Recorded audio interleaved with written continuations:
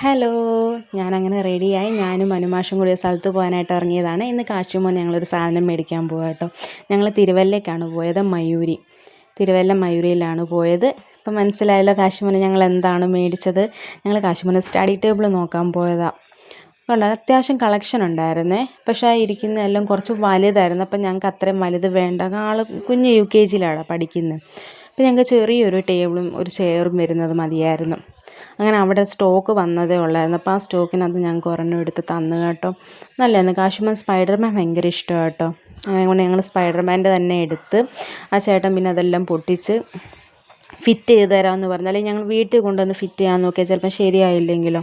അതുകൊണ്ട് ഞങ്ങൾ ആ ചേട്ടനോട് തന്നെ ഫിറ്റ് ചെയ്യാൻ പറഞ്ഞ് ചേട്ടൻ അവിടെ ടേബിൾ ഫിറ്റ് ചെയ്തുകൊണ്ടിരിക്കുവാണേ.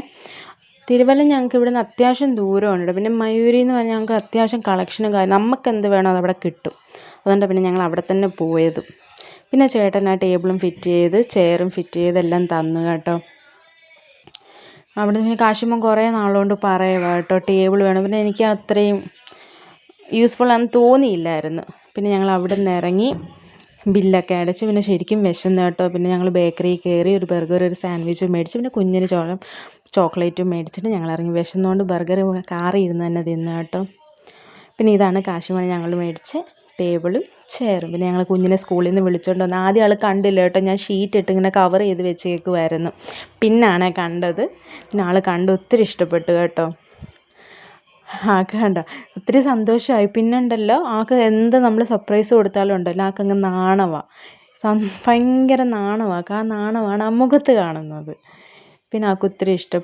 കുറേ നാളുകൊണ്ട് പറയുക കേട്ടോ ടേബിൾ വേണം. ആദ്യം ഈ മറ്റേ നമ്മുടെ ലാപ്ടോപ്പ് ടേബിളില്ലേ അതാണ് ഉപയോഗിച്ചുകൊണ്ടിരുന്നത്. അത് അത്രയും കംഫർട്ടബിൾ അല്ലായിരുന്നു ആൾ.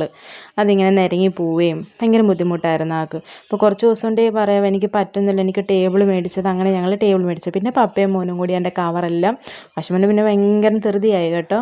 പിന്നെ ഇത് ഞാൻ സ്പീഡിലിട്ടാണ് അത് ഇത്രയും സ്പീഡിൽ പോകുന്നത്. പിന്നെ നമ്മുടെ സ്പൈഡർമാൻ്റെ കണക്ക് ഞങ്ങളുടെ കുഞ്ഞ് വലയിടുക. പിന്നെ അത് കുറച്ച് ടോയ്സും കാര്യങ്ങളൊക്കെ ഉണ്ട് കേട്ടോ. പെൻസിലിടാനുള്ള സ്ഥലവും കുറച്ചിങ്ങനെ 1 2 3 എഴുതിയൊരു സംഭവമൊക്കെ. ഒത്തിരി സന്തോഷമായി കേട്ടോ. പിന്നെ ഞാൻ ചോദിച്ചു കാശുമോനോട് കാശുമോനെ ഇഷ്ടപ്പെട്ടോ? ഞാൻ പറയാം ഇഷ്ടപ്പെട്ടു. പിന്നെ രാത്രി അതേലിരുന്നാണ് പഠിച്ചത്. സംഭവം കൊള്ളാം കേട്ടോ. ഞാൻ ആദ്യം വിചാരിച്ച് ഇത് യൂസ്ഫുൾ അല്ലാത്തൊരു കാര്യമാണെന്ന് വിചാരിച്ചു. പക്ഷെ അല്ല കേട്ടോ, സൂപ്പർ സാധനമായിരുന്നു. അവന് ഹൈറ്റിന് പറ്റിയ ഒരു സാധനം. ആൾ കംഫർട്ടബിളായിട്ട് അതിനകത്തിരുന്നു.